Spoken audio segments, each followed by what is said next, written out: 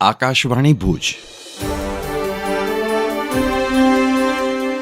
પ્રસ્તુત છે અખબારોની હેડલાઇન્સનો કાર્યક્રમ હેવર હેવર.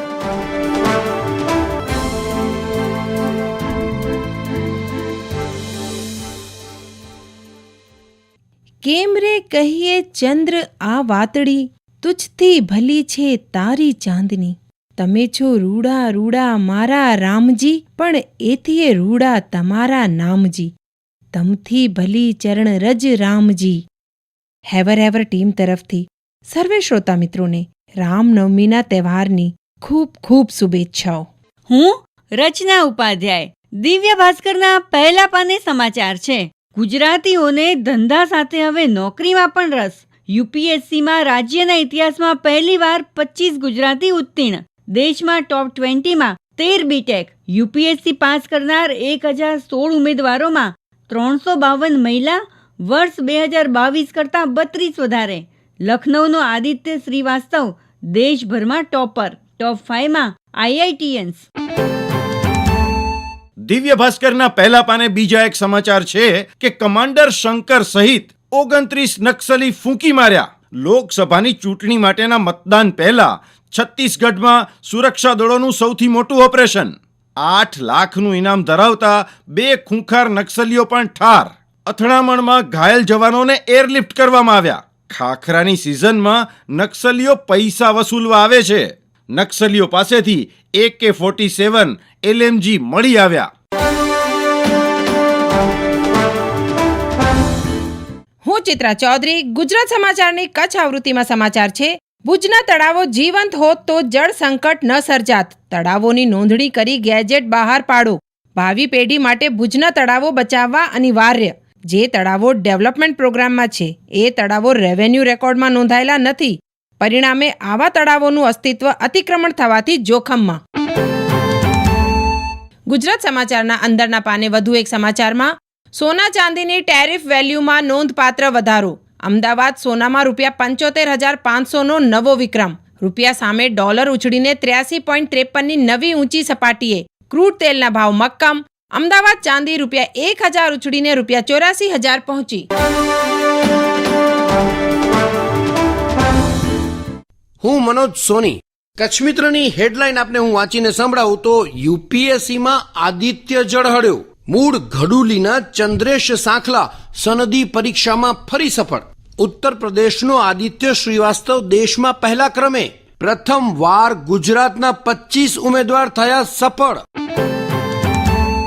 કચ્છ મિત્રના છેલ્લા પાને સમાચાર છે. બંને મુખ્ય રાજકીય પક્ષના ઉમેદવારોના નામાંકન સાથે કચ્છમાં ચૂંટણી માહોલ ગરમાયો. ભાજપે રોડ શો અને સભા તો કોંગ્રેસે સંમેલન યોજ્યું. ત્રીજા દિવસે કચ્છમાં 5 ઉમેદવારી ફોર્મ ભરાયા. કચ્છ મિત્રમાં તંત્રી લેખમાં આજે 2 મુદ્દાની ચર્ચા છે.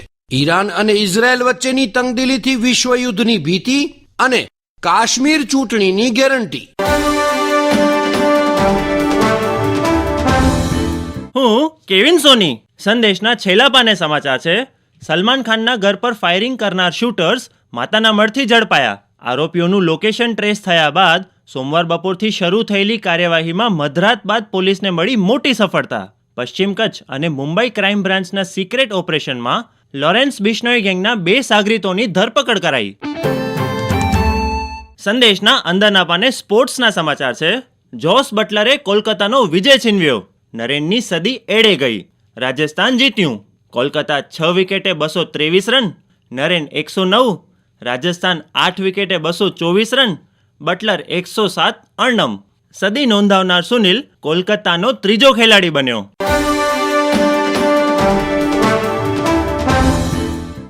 હું જીતેન્દ્ર બગ્ગા.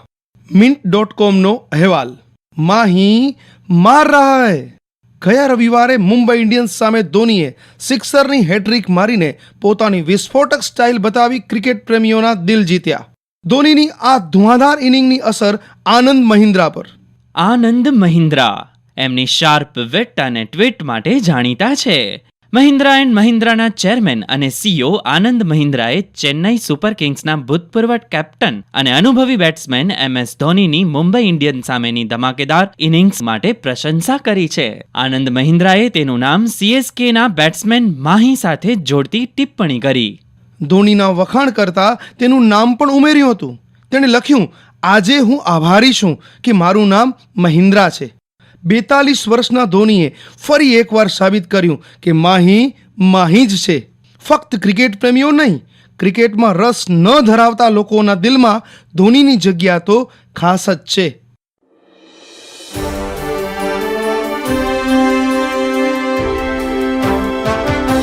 અખબારોની હેડલાઇન્સનો કાર્યક્રમ હેવર